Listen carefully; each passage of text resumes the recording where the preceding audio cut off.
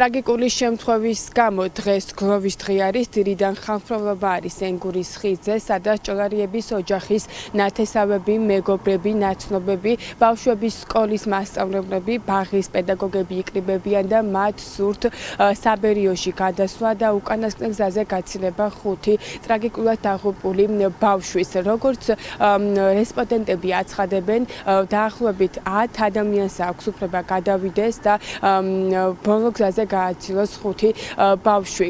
შემთხვევა 5 იანვარს მოხდა.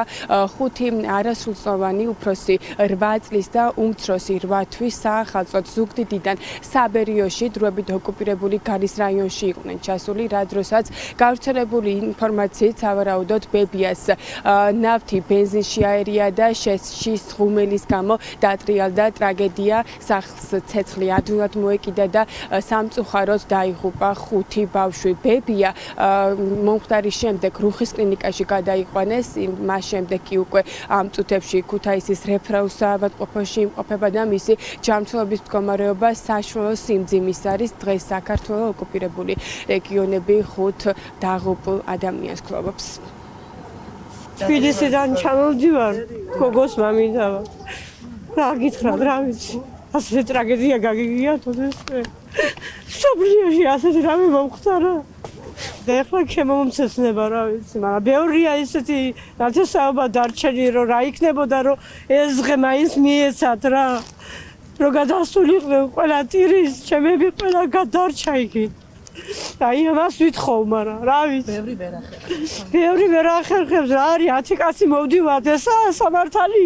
სადაა სამართალი, რა ვიცი. მე აქეთ სამეგრელოდან ვარ, მაგრამ მაინც მეტი არაფერი არ მეთქმის, რა ვიცი. 10 ვართ კაცო, მეტი არა. კი, აქეთ სწავლობდნენ, ზოგი იქეთ არდაძაგებზე გადასული იყო ბებიას. ხან იქით, ხან აქეთ პირობები არ ქონდათ ბავშვებს, რა ვიცი. დენი რო ყოფილიყო, ეს შუქი რო ყოფილიყო, ალბათ არ მოუვიდოდათ, გათობა იყო შუქი. აფხაზეთის მე-14 საჯარო სკოლის მოსწავლეები იყვნენ ეს ბავშვები.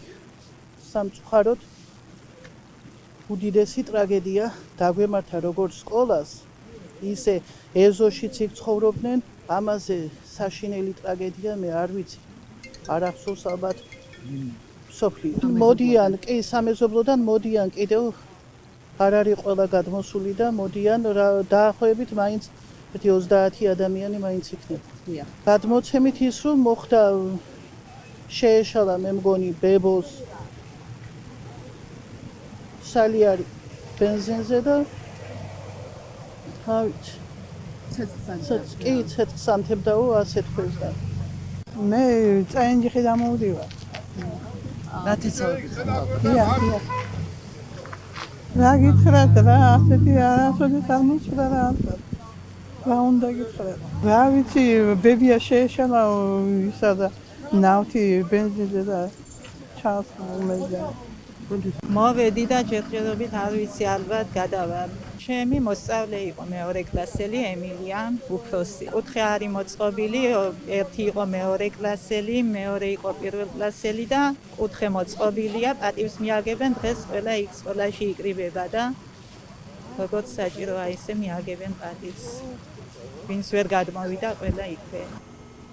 9 იანვარი გლოვის დღე გამოცხადდა, შესაბამისად ადმინისტრაციულ შენობებზე დროშები დაშვებულია.